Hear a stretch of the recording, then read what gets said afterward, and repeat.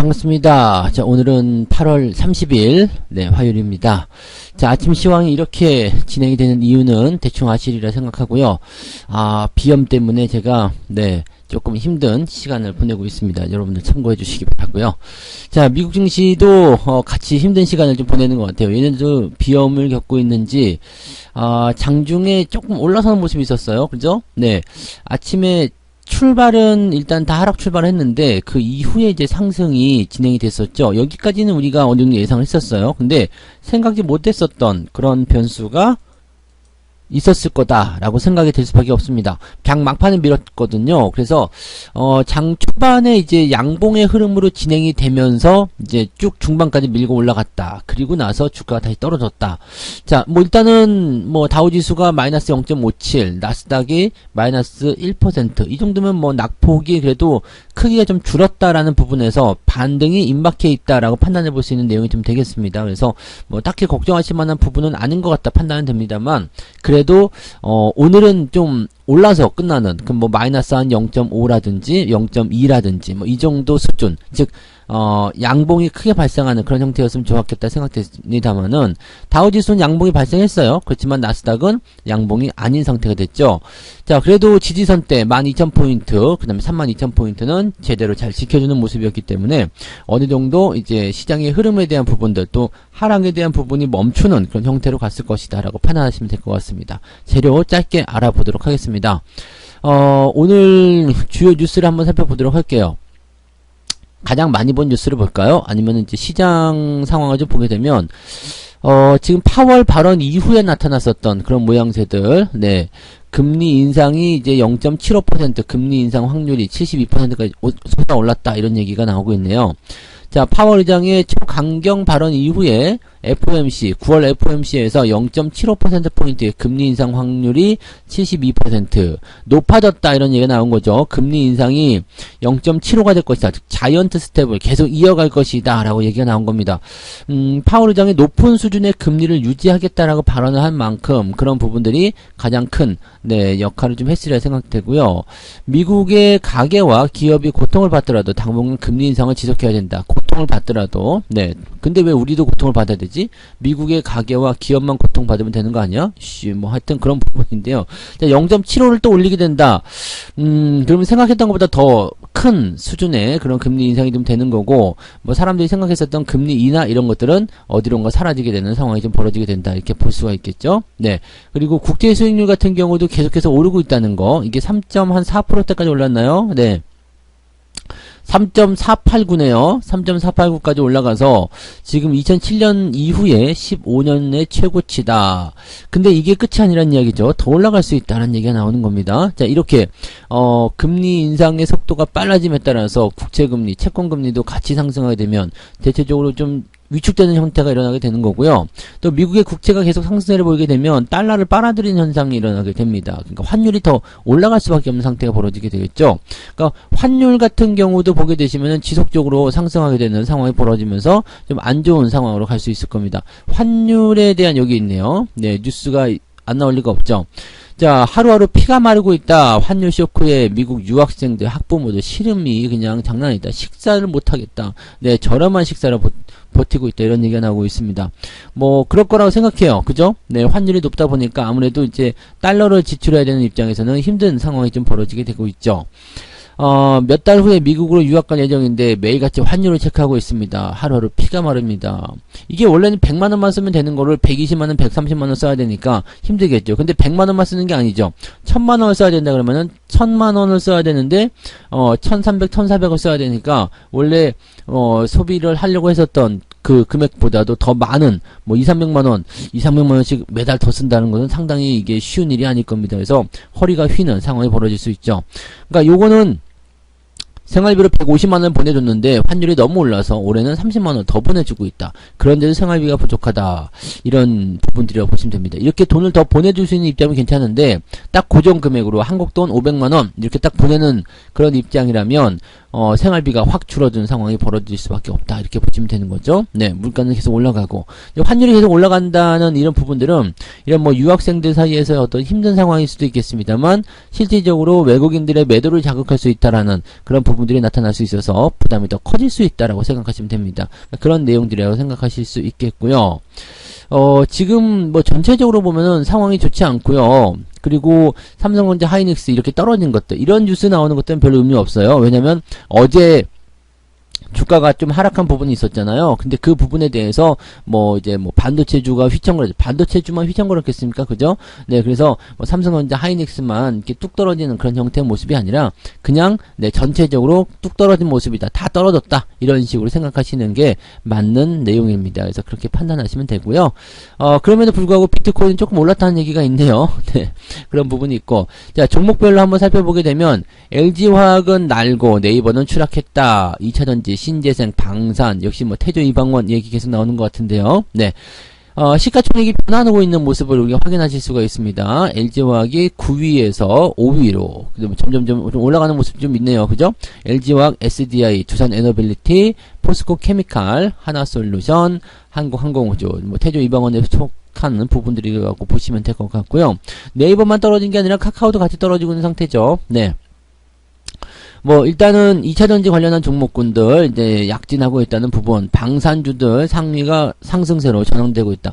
생각했던 거랑 좀 다른 상황이죠. 왜냐면 그동안 이제 그 코로나 관련된 부분에서 플랫폼 관련주라든지 이런 것들이 시총 상위를 잡고 있는 상태에서 얘네들이 자리를 내주게 되면 새로운 뭐 경기 회복이라든지 뭐 위드 코로나 이런 쪽에서 치고 올라올 것이다라는 예상을 좀 했었는데 이제 뜬금없는 방산주가 치고 올라가면서 걔네들이 시총 상위권을 잡아내려고 진행을 하고 있는 모습입니다. 자, 이 부분은 장기적으로 갈 수 있는 부분이 아니고 경기가 좋아질 것이다라는 쪽에 우리가 기대해 볼 수 있는 상황도 아닙니다. 그냥 재료예요. 재료에 의한 상승이기 때문에 앞서서 상승했었던 네이버나 카카오 또는 이렇게 그 코로나와 관련된 부분에서 주가가 상승했었던 그런 재료적인 내용과 다른 게 없습니다. 이것이 뭐 장기적으로 계속 연결될 수 있을 것이다 라고 생각하기 좀 어렵죠. 왜냐면 이것은 지금 우크라이나 전쟁에 따른 그런 부분들에서 나타나는 그런 내용을 보시면 되겠죠. 물론 뭐 우리나라의 어떤 무기라든지 이런 부분들이 월등히 실적이 좋아가지고 뭐 성능이 좋고 해서 판매가 더 많이 되고 있다 생각할 수도 있겠습니다만 이런 부분들은 지금 현재 지정학적 리스크에 따른 단기적인 부분이기 때문에 이런 식으로 이 시총 상위의 순위가 바뀌게 되면 다시 또 뒤집어지는 상황이 벌어진단 말이죠. 그러니까 이런 것들은 그다지 바람직한 내용은 아닌데 얘네들이 지금 주도주의 면모를 드러내면서 치고 올라가는 모습들은 부담이 좀 되는 상황일 수 있겠다라고 생각하시는 게 일단 맞을 것 같아요. 그래서 아무튼 뭐 그런 부분들이 이제 시총 순위가 올라가고 있다는 거 참고하실 필요가 있겠고요. 자, 요거 한번 봅시다. 잭슨홀 연설 이후에 시장 하락이 기뻐. 얘 카시칼인가요? 네, 그죠? 이 민둥 대머리. 네, 눈부셔. 카시칼이래. 이 사람이 지금 보면은 무슨 얘기를 했는지 한번 봅시다. 기뻤다라는 얘기가 나오는데, 네, 하락이 기뻤다. 뭐 때문에 기뻤나? 이게 미친 건가요? 네, 한번 보자. 한번 봅시다. 이 카시칼이, 있다. 그죠? 카시칼이가, 무슨 얘기를 했느냐. 염준 총재인데, 미니애폴리스 연준 총재인데, 파월 의장의 잭슨홀 연설을 어떻게 받아들여지는지 보고, 실제로 기뻤다. 네, 기뻤다. 해피한 말이 나왔네요. 이런 더러운 자식. 네, 아무튼, 주가가 떨어지는 것을 보고 기뻤다는 얘기인데, 약간 변태적인 생각일 수도 있겠지만, 이 사람은 다른 의도로 얘기했습니다. 사람들은, 이제 우리가 인플레이션을 2%로 되돌리겠다고 한 약속의 진지함을 이해하게 됐다. 즉, 뭐 금리를 많이 올릴 것이다라는 뭐 그런 부분들보다도 이제 나는 시장의 어떤 그런 뭐랄까 현재 가장 중요한 건 인플레이션 잡는 것. 그렇기 때문에 우리가 정책적으로 많이 이슈를 쏟아낼 것이다. 시장에선 그동안 우리를 너무 얕봤다. 네, 이런 얘기인 거죠. 네, 얕봤다. 우리가 인플레이션 낮추는데 헌신하고 있기 때문에 뭐 어느 정도 시장이 그것을 알아줬으면 좋겠다라고 얘기를 좀 했다는 얘기인데 아무튼 자기네들의 의도는 주가를 떨어뜨리기 위함이 아니라 시장을 끌어올리기 위함, 인플레이션 낮추기 위함이다 라는 식으로 얘기를 하는 부분이 되겠죠. 그러니까 얘는 뭐 말을 오히려 또 이렇게 좀 얄밉게 한 그런 상황이 좀 된 거예요. 그죠? 네, 그리고 시장이 약간 오버한 것도 좀 있었죠. 뭐 금리를 인하한다라든지 뭐 이런 식으로 나오면 안 되잖아요. 금리 인하는 사실 나올 수 있는 얘기가 아니죠. 그런데 너무 거기에 대해서 또 막 그냥 네, 이제는 뭐 금리를 인하할 수도 있다. 이제 뭐 금리 인상의 뭐 그런 추세는 끝났다. 이런 식으로 얘기하는 것은 결국 좋은 얘기는 아닙니다. 금리 인상이 지속이 되는 상황이 되어야지만 이 경기가 좋아지고 있다는 얘기인데 계속 경기 부양해내라 이렇게 얘기 나오는 것은 결코 도움이 될 수가 없겠죠. 아무튼 뭐 그런 내용이라고 생각하시면 되는 거고요. 자, 뭐 어쨌든 지금 이런 상황들이 나오고 있다는 것은 조금 어려운 부분이고 황소론자들도 지금 섣불리 나서지 않는다 이런 식의 얘기를 했다고 합니다. 아직 경제지표에 대한 얘기들은 크게 발표한 바는 없고요. 브레이너드 연준 부의장이죠. 이 사람은 지금 뭐 앞으로 뭐 금리에 대한 어떤 이런 이야기들 그냥 많이 안 했습니다. 그래서 지금 다뤄지지도 않았습니다. 그래서 비기파적인 어떤 발언을 좀 해줬어야 되는데 그냥 특별한 말을 안 했다라는 것은 그냥 할 말이 없다라고 생각하시면 될 것 같아요. 그러면 연준의 이런 파월 의장의 이런 발언들이 당분간 더 이어질 수도 있는 그런 상태가 된 거죠. 그러니까 약간의 실망감도 나타날 수 있다 보시면 되겠고요. 그리고 아까 전에 제레미 시겔 이야기 잠깐 있었던 것 같은데, 네. 여기 있네요. 제레미 시겔, 네, 주식에 장기 투자하라, 이런 책을 쓴 사람이잖아요. 이, 와튼 스쿨의 교수는 무슨 얘기 했냐면, 파월 의장의 말을 복음으로 생각하지 말아라. 왜냐면 그는 지금 지난해 같은 심포지엄에서 인플레이션이 문제가 아니라고 했는데, 1년 전에는 금리 올리는 것을 생각하고 있지 않다고도 했다. 즉, 작년에, 인플레이션은 뭐 문제는 아니야. 걱정할 거 없어. 그래서 금리를 올릴 것도 없는데요. 라고 얘기를 했었는데, 지금 보면, 바로 최근에 있었던 네 번의 FOMC에서 지금 이제 이 금리가 너무너무 빠르게 올라가는 것에 대해서 경기 침체에 빠질 수 있느냐 이런 질문도 나갔을 때 구인수가 줄고 그것이 균형을 가져오는 것이다. 뭐 이렇게 비판했다. 이게 뭐 보면은 되게 좀 뭐라 그럴까요? 말을 계속 바꾸고 있다는 얘기죠. 뭐 인플레이션이 계속 올라갈 때도 괜찮아. 2% 정도밖에 안 될 거야. 뭐 다시 내려올 거야 라고 했다가 지금 9%까지 올라가니까 금리를 안 올리겠다. 갑자기 금리를 올렸다. 그러면 그런 얘기가 나오고 또 이제 인플레이션이 막 떨어지기 시작하는 과정이 들어갔을 때 금리를 이제 또 서둘러서 또 낮추는 상황이 또 벌어질 수 있다. 이런 얘기가 나타나는 거죠. 그러니까 지금 현재 보면은 같은 실수를 계속 반복하게 될 것이다 라고 얘기가 되는 거죠. 그러니까 실질적으로 이제 그 연준이 신뢰를 많이 잃었다라는 얘기가 좀 될 수 있는 부분이겠죠. 자, 경제적인 상황에 따라서 연준이 언제든지 금리 인상을 중단할 수 있고 나아가서는 금리 인하를 추진할 수도 있다라는 것이 나올 수 있는 보죠. 그러니까 연준의 예측 능력은 신뢰를 잃었다. 이런 얘기가 나오고 있습니다. 지금 뭐 생각하더라도 연준 입장에서 지금 이거 어떻게 하지? 어떻게 하지? 이런 식으로 예상하지 못했었던 범위의 어떤 인플레이션 이런 것도 나오게 되면서 약간 당황하고 있는 모습을 보여주고 있다라고 생각할 수 있는 내용이 좀 되는 겁니다. 네. 600만 삼정개미 어쩌냐 이런 뉴스들은 안 나왔으면 좋겠어요. 그죠? 뭘 어떻게 그냥 있으면 되지. 뭐 파워쇼크에 5만 전자 된 삼성전자 뭐 5만 9천 원도 5만 전자고 뭐 계속 그런 부분인데 5만 원대를 계속 유지하고 있다는 것 자체로도 지금은 이제 뭐 더 빠질 일은 없을 것 같다 생각되는데 뭐 지금 계속 이런 것들 가지고서 개인들을 야 너 니네 지금 큰일 났어 왜 이러는 거야 그러면서 뭐 나오고 있어요. 태조 이방원 올라가니까 나는 그래서 태조 이방원이 지금은 약간 네, 뭐라 그럴까요? 좀 위험 구간에 들어간 것이 아닌가라고 생각이 들어요. 왜냐면 이쪽을 계속 치켜 올려주고요. 다른 쪽을 계속 죽이잖아요. 그럼 다른 쪽에 있던 사람들이 빠져나와갖고 일로 들어갈 수밖에 없거든요. 이런 상황들. 또 시장의 전체적인 분위기는, 이상해, 나빠, 이런 식으로 나오니까, 이거 뭐가 좀, 잘못되고 있는 거 아니야. 라는 생각을 지금 할 수밖에 없는 상황이 되는 거죠. 사람들이 자꾸 자금 이동을 하게끔 만들어주고 있다. 그런데 외국인들은 안 팔고 있단 말이에요. 물론 외국인들이 이제, 뭐 다시 팔게 될 수도 있어요. 근데 환율이 높게 올랐음에도 불구하고 또 시장의 변동성 보였음에도 불구하고 안 팔고 있다라는 거 이것도 중요한 포인트라고 생각하셔야 될 것 같습니다. 뭐 지금 현재 이런 형태. 네. 그래서 계속 이제 안 좋다, 나쁘다 이런 얘기들 해주고 뭐 지금 방산주 뭐 이런 것들 막 갑자기 뛰었다 뭐 이런 얘기들 하고 있는 모습들 네 얘기 나오는 부분들이니까 그 판단해 볼 수 있는 부분이고요. 외국인들이 사는 것은 이제 공매도 쇼커버링에 대한 부분이다라는 얘기도 있습니다. 공매도 쇼커버링은 이제 나올 때가 됐죠. 그래서 지금 이 공매도 쇼커버링에 대한 부분들 같은 경우는 어떻게 해석할 수 있냐면 시장이 추가적으로 더 떨어질 수 있는 상황에 대한 것들을 방어해 준다. 네. 그래서 외국인들이 팔아먹을 이유가 없어. 왜? 지금 보면은 공매도로 인해서 수익이 나온 상태인데 여기서 숏 커버링이 들어가고 있다는 것은 자 이제 공매도 수익 끝났으니까 이제는 매수를 들어가서 갚아줍시다. 근데 중요한 건 뭐냐면 외국인들이 매수를 하게 되면 주가는 올라가게 되어 있어요. 지수가 상승하게 된단 말이죠. 또는 지수 하락이 방어적으로 만들어지게 됩니다. 자, 이런 상황이 벌어졌다. 이건 굉장히 좀 의미 있는 부분이 좀 된다는 얘기입니다.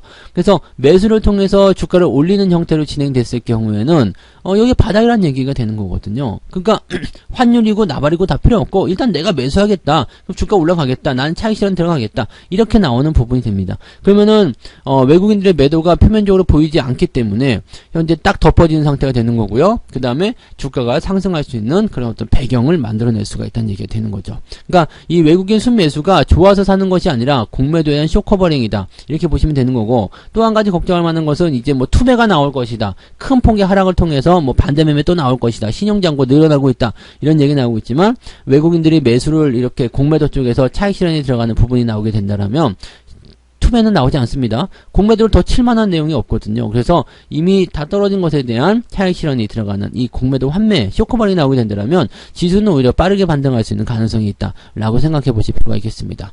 오늘은 전체적인 뉴스가 일단 거기에만 국한되는 모습이기 때문에 특별하게 뭐 더 진단해 드릴 부분은 없을 것 같고요. 자, 시장에 대한 부분을 다시 한번 종합해 드린다면 하락 출발 이후에 반등, 이 포지션까지는 우리가 어느 정도 예상했어요. 근데 마지막에 이제 그 브레이너드 총재의 뭐 별다른 거 없는 말이라든지, 그 다음에 그 막 변동이 일어나는 그런 형태, 막 갑자기 미친놈들처럼 시장의 반응이 깊었다 뭐 이런 얘기 그러다지 썩 좋은 건 아니었겠죠. 그래서 그런 것들이 이제 막판에 약간 또 실망감을 줬을 거라. 모르겠다 던져라 이런 식으로 얘기가 나왔을 가능성도 있어요. 그래서 그런 부분들이 좀 자리 잡았다고 판단하시면 될 것 같고요.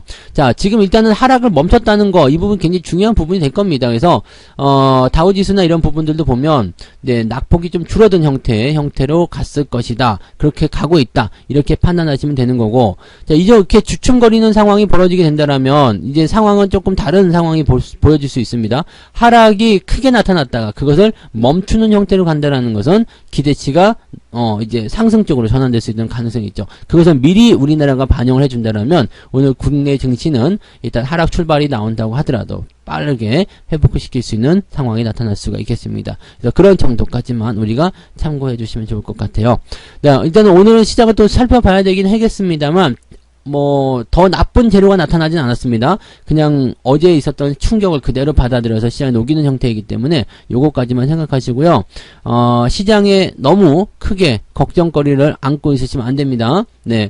충분히 이제 시장이 반등을 준비하고 있는지 그런 여부도 확인하시고요. 대신에 서둘러서 매매하실 필요는 없을 것 같아요. 뭐 대형주나 이런 쪽 시장의 방향을 결정하는 쪽은 조금 낮춰지는 형태가 있을 거고요. 공매도 많은 종목은 더 떨어질 거예요. 대신에 개별주 입장에서 본다면 툭툭 튀어나가는 형태의 모습은 분명히 나올 겁니다. 그래서 이런 부분들 개별주 쪽 위주로 조금씩 움직이는 형태가 오늘은 주요한 포인트다라고 생각하시면 되겠죠.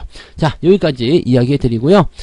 저는 장중시황 때 다시 오도록 하겠습니다. 여러분들, 오늘도 화이팅 하시기 바라고요. 아침이 조금 또 하락해서 출발한다고 하더라도 너무 겁먹지 마시고 늘 하시던 대로 진행하시면 되겠습니다. 오늘은 책 한 곡지 생략하고 끝내겠습니다. 고맙습니다.